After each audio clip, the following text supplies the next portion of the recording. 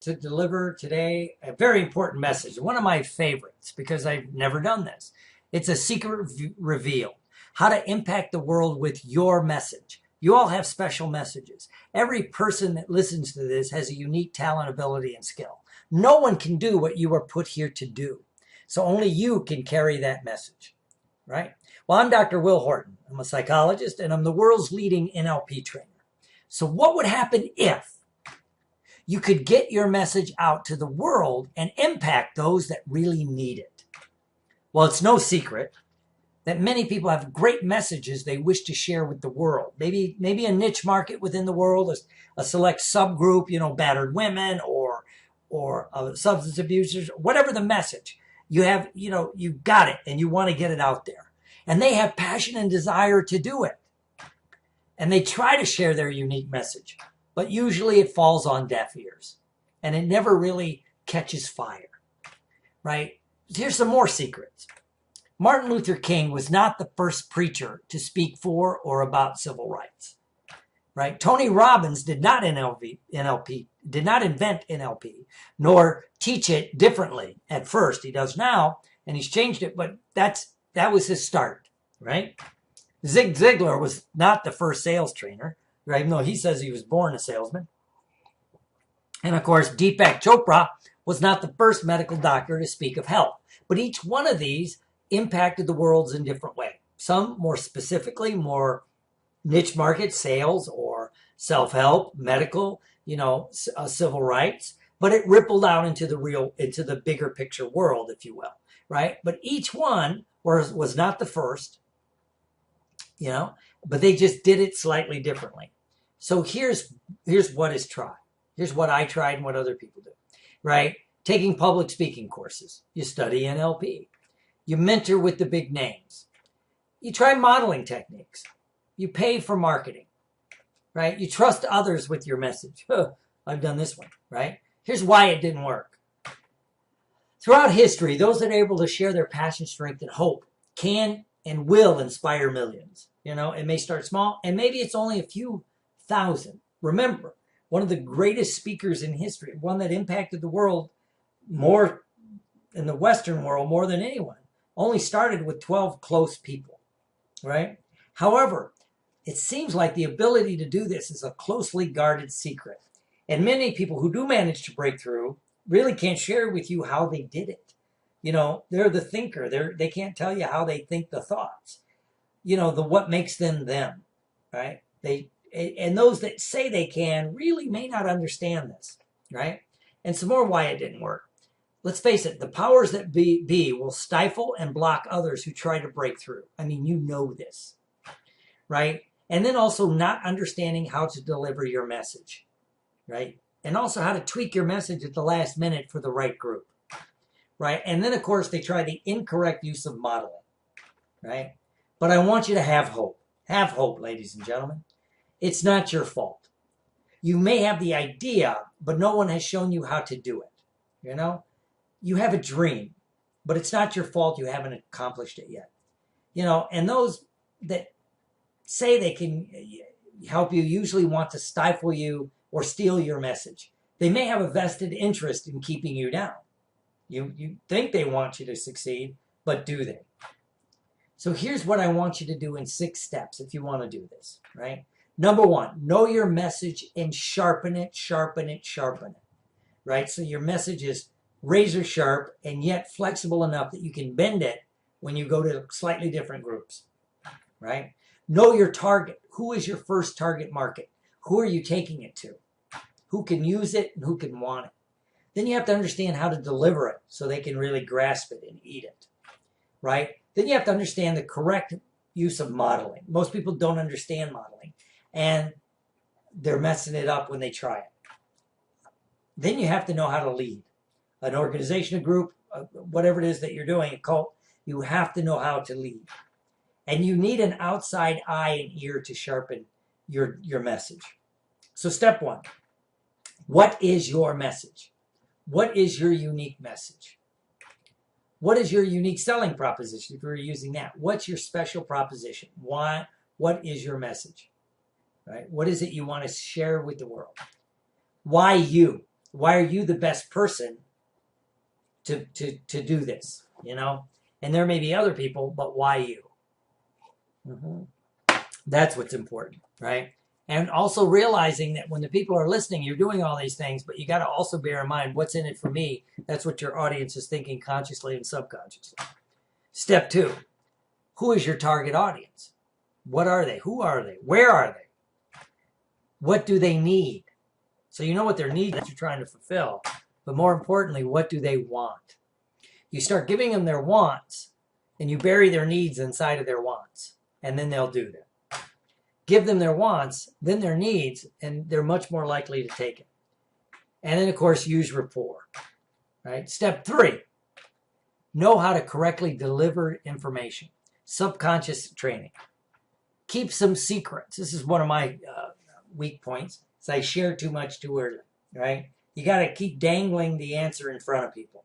Right? You give them, you spoon feed them. Right? I mean, a baby can't eat a steak. It has to have baby food, right? So that's what we have to focus on. Subconscious skills. Emotional impact, right? A good story would be in 1988, Bill Clinton gave the keynote address at the Democratic National Convention. It was horrible, right? It was, wasn't very good. It was policy. It was long. It was very technical. It was kind of like, oh my God, give me a pencil to poke in my ear.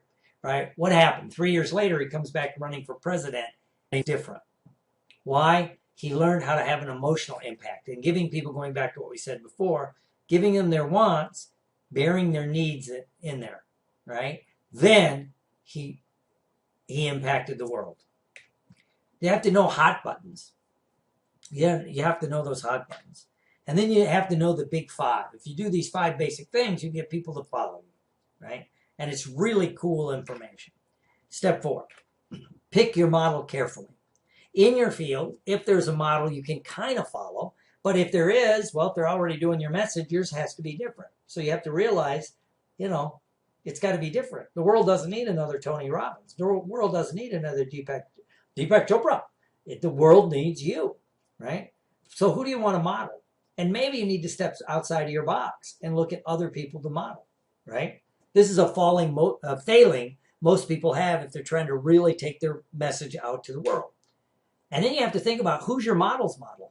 If there's somebody in your field you really admire, who do they model? Who do they model? You know, if they don't have a model, you should run, right? If your mentor doesn't have a mentor, I would run away. If your coach doesn't have a coach, yeah, that's bad, right? So who's your model? You know, who is that? And have you ever heard of Werner Erhard? He's the guy that did our seminar training, EST, back in the 70s. Now it's the Forum, all right? Been around forever. Why do I ask that? Well, when you look at one of the people I mentioned, Anthony Robbins, I'm not sure if it's true or not, but when he really started to break out, he built his whole empire based on a different model than the traditional NLP. I'm going to train people, train therapists. They'll take it out and we'll just keep building it. He did it much different. It became much more EST-like. I don't know if that's true, but when standing back, that makes sense, right? There was always another level. There was the inner groups. There were the outer groups. There was, you know, people pay to be with him. You know, it's kind of fascinating, right? So you need to go back and maybe start to model some people you've never heard of because they did some wonderful things, right? And who are their models, right? And then we have the Arnold Schwarzenegger dilemma. People say they want to get in shape. I want to look like, well, go back a few years when Arnold was at his peak, right? I want to look like Arnold. Well, that's great. We can do that. But you're not going to, you can't start where he's at. You can't do his workout. First, your body's not ready for it. Secondly, it's not built up to the point where it can stand it, right? So, wow, you know, you want to get, and then people go, I can't do it, I quit. Though this is Arnold's workout. That's why I laugh at those muscle magazines. Here's so-and-so's arm routine. Well, and you go and do it, it kills you or it doesn't work. Well, because A, that's his, and B, they're farther along. People want to model Anthony Robbins. I want to be in front of 5,000 people in a stadium. Great. Do you have a 300-person sales force that can make the phone calls, right? Do you have a network of that he has, you know, the people that come and help him, his assistants, or whatever he calls them, right? Right? No. So you're trying to model something way beyond where you're at. You have to go back. Where were they at when they started? How did Arnold start? What was his first workouts? Right? What did he do to get up to where he's at? What did Tony Robbins do? What did Deepak do? You have to back up, right? And then you have to know how to model what. This is what's getting into why people don't do modeling right? They just do the behavior sometimes. They don't. I've seen some of the people who do this. They don't even get into the beliefs and the attitudes, right? The what makes them them. Step 5, know how to lead a group, an organization, a cult. And I'll throw cult in there. It upsets some people. But when you look at a strong brand, it's cult-like. Apple Computer, Harley Davidson, Corvettes, Porsche. The people love it, right? It's different than just a group. Oh, I'm a member of a group. No, I'm in. I'm a 1%er if you're a Harley guy, right? Whatever it happens to be, right? So you have to understand that. You have to know how it works, how to lead it, how to build it, what it is. And then a lot of that has to do with initiation or instruction. You know, there's a lot of times you're instructing. That's what I do. I don't do a lot of initiation. This is going to be an initiation training, right? But it's different, right? Step 6, you need an outside eye and ear. Let me give you a theater example. When I'm directing a show, and I am this week, in fact, this last week of rehearsals, we have 2 tech rehearsals next week with an audience, and we open next Wednesday. But tonight I have someone coming to watch my show, and they directed, they've been in shows forever. They have no vested interest in my show. They're coming and they're going to take notes. They're going to give me detailed notes. They're an outside eye and ear. Will I incorporate everything they said? Nope, it's my show.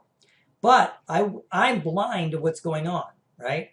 Situational blindness. I'm in it, right? I can't see it because it's been going on in front of me every day, you know? And I'll probably have someone else come later in the week, look at it and go, oh, I see what you're doing, but try this, this, and this. You know, when I was doing those stop smoking seminars, Elsa Meldridge, a mentor of mine, came in, watched one thing, suggested one change. It did. I know it upped my sales 15 or 20%. That one little thing that I've been doing, I was doing great, but he just saw it for the first time. Says, "You ever tried this?" Oh, great, right? So why not take it from people that know what they're doing, right? So let's do it. Let me give you an example. There's a couple of groups in the United States that train people. Let's just say there's 5, right? And they all do the same thing. They take people from what I call a blank slate and train them up to go do specific jobs within their organization to build an organization. Great. Now, each one is very good at what they do. And they go after certain people and they build it and they do very, very well. Now, and what's interesting, and this can take anywhere from a few weeks, 6, 8 weeks, up to 13, 14 weeks. Then they go do advanced training, so they get specialized. Now, the people that get the advanced training are the ones that have unique skill sets, and they know how to find out who has what skill set, so they put people in the right thing. Great. Now, when I speak of these things, they're all great, and they all have wonderful outcomes. But what's the difference? Well, there's one of these groups, and the group I'm speaking of, these groups are the United States military, the Army, the Navy, the Air Force, the Marine Corps, and the Coast Guard. Each one trains people up quite well. Each one has specific skill sets. But there's only one that has a loyalty factor that's off the chart. There's only one that still has that once a Marine, always a Marine, right? Yeah, you get a few people, they go and they do their 4 years, they leave, they don't really think about it. But then you got the others, they got the license plates, they fly the flags, they have the bumper stickers. They're the ones once a Marine, always a Marine. Why? It's different. They do more initiation training. They make it harder to get in. And they're the only one that every person in the Marine Corps is an infantryman, right? If you were a cook, a pilot, whatever you do, you're still an infantryman. And you still review your basic infantry skills constantly in the Marine Corps, right? And they had a lot of physical training, right? Because they're the Marines, right? They make it difficult. They make it different. They're proud to be different, right? If you're not one of them, they don't care, right? So what's interesting, right? So if you're going to model, look at what they do. They do it a little bit differently than everybody else, and they install that loyalty. And they also, some of the best subconscious trainers I've ever seen. So, what we just did was we looked at the idea of power and what can be done. You can shape people in a way that changes them forever, right? And then along the way, you create a core group of loyal followers, if one knows how. Not many people do. So here's what I want you to have. 6 results, right, in the 6 steps. Number 1, a clear message, razor sharp, but flexible enough to bend to where you want it so it can still cut in. Know your target audience, your first target audience, and then where it can ripple out from there. Deliver for impact. Correct use of modeling. Leadership. How to do what when. Know when to initiate, know when to instruct, know when to take away, right? And you really need a world-class mentor. So introducing a secret revealed. Here's what a secret revealed is. I believe this is the best course on getting your message to the world ever. Why? It's different than anything else you've seen available today. Well, first of all, you have your unique talents, abilities, and skills. I revel in that. I celebrate your unique skills. I always tell people, go where you're celebrated, not where you're tolerated. Right? It's why I've left some organizations, and why some organizations treat me different. I don't stay where I'm not celebrated. I don't need to be tolerated. Now, I have a unique skill set. Sounds like a scene from Taken. I spent my life gathering a unique set of skills. Right? And I never really figured out what they were all for. Right? First, I was an addiction counselor. Right? First I was in the military. I liked it. Had some issues with it. Then I was in theater, professional actor, loved it. Had some issues. And then I became an addiction counselor, which fixed the problems why I lost the other 2. But I understand, like theater, I understand the military mindset, and I understand theater, presentation, acting, how to get your message out, because it's all about presentation in theater and any kind of acting. Then, as an alcohol and drug counselor, I understand the addictive mind. What's addictive, what's not addictive. Now I understand even how it works with neurology. The neurochemical pathways of it. Why is this important? Well, you want people addicted to your message, those that need it. Why? That's how that's what make Apple Computer. Why did I buy an iPhone 6 instead of a Droid when all my friends were, Droid's much better, even other people. Well, I'm an Apple guy. There's some loyalty there, right? I'm addicted to it. You have to understand that. There's nothing wrong with that, right? Well, I liked Harley when I had my motorcycles, right? I just bought a little car that, it's a long story, but, it's different. And I see why people get addicted to it, right? It's different, right? This is what's important. So, and then, of course, a clinical psychologist. I understand more than just the NLP skills. Now, as a clinical psychologist, I didn't just buy a degree where I call myself doctor, like 90% of the people out there in NLP and hypnosis, to be honest with you. I did the hard work. I did the 2,500-hour internship, not counting my other 500-hour clinical rotation, all the things. Took my national boards, my state tests. I'm licensed. I did all of that, right? So that gives me some special insight, right? And I appreciate the hard work that people do to get an education. I cringe when I hear people in the NLP and the hypnosis and the self-help world act like, someone that goes and gets a legitimate degree is a bad thing. But, you take all those, and I'm the only one of the few people non-badged or civilian, if you will, to go through the FBI crisis hostage negotiation course and some other government training and insights that give me a unique skill set. Now, what all that gives me is a unique way to bring this to the world to help other people. So that's why it's different. All that training experience and also breaking it down, right? And I'm ready to do it. I kind of disappeared for a couple years. I wasn't as ambitious. I was training my basic NLP people, having fun, traveling the world. But I need to get my message out there, to be honest with you, because if you don't have this course, your message dies with you, right? And you want your message out there. I want my message out there. That's why I'm doing this. And you can get started in about 30 minutes per week, right? I'm going to charge $39.97, $39.95 for this course, right? Then, of course, you always do a pre-launch discount. It was going to be $29.95. But I decided on this first round, it's going to be $19.95. Yes, it's a high target for 6 months to a year of mentoring.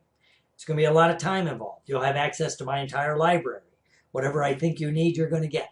If you don't have this class, you're going to get that class. You don't have this class, you're going to get that class. If you have this class, I'm probably going to ask you to review this class. You might have had a class somewhat like it, maybe from someone else. I'm going to give you my class and say, well, just watch mine, then watch theirs, and you're going to tell me what the difference is. I mean, this kind of thing. So you're going to have access to all that. And of course, the one-on-one mentoring once a week or every other week, depending on your schedule and my schedule, right? So it's time intensive, right? So a secret revealed. Without it, you stay stuck in your message. There's no impact on the world. People suffer. Those that you could help aren't getting that help. You're depressed. If I'm not helping people, I feel depressed, right? With it, people get help. They get the message. They get help. You thrive. Because many of us that listen to this kind of thing that want to do this thrive when other people thrive, right? It's a positive impact on you and the world. Not just your target, but it ripples out into their families and their communities. It's about a legacy. It's about a legacy, right? And it's about love, spreading that love. Everyone on this call has their unique, special talents, abilities, and skills. And again, the world doesn't need another Tony Robbins or Zig Ziglar or Deepak Chopra or me. It needs you getting your message out the same way they did so you can impact people. So what to do? You're going to email me, drwillhorton@gmail.com, to see if you qualify. I already turned 2 people down. Why? First of all, they weren't ready for what they needed to do. They weren't, one of them, well, actually 3. One just isn't ready to do the work. And the other 2, they're not ready yet. And one, he's too scattered. It's a guy. He's too scattered. He doesn't know what his message is yet. He doesn't even have I'm going to personally coach him on a pre-coaching thing to get him ready, right? So this is what, so not everybody gets accepted. Space is limited due to the one-on-one aspect. I'm probably going to do a lot of the coaching on Thursdays, Fridays, Mondays, Monday, Thursday, Friday. Right now, it's probably going to be Monday and Thursday. And then, look at that, right? Because then space is limited because each call will be around 30 minutes, give or take. Plus, you'll have homework, reading, and things to do to build you up to get you ready, right? If accepted and we and I agree, then you pay. After this round, the price will go up to the original fee, right? I'm going to get the original group growing, and then I'll take the next group, right? And I'm only going to do so many groups, right? Because I don't want to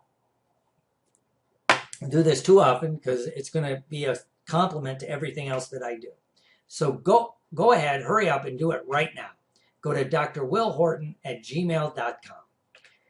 And I wish you Godspeed because this has been a wonderful journey. As I said, I've gotten to do some amazing things in my life. I've been all over the world training NLP and teaching NLP and taking classes and doing this wonderful stuff. And then add in my martial arts and my theater and all this wonderful stuff that I've been a part of. And for everyone that listens to this, I'm truly thankful for who and what you are. And I want you to celebrate who you are and take that out to the world. So as we go forward, I wish you Godspeed. And everyone, have a great day.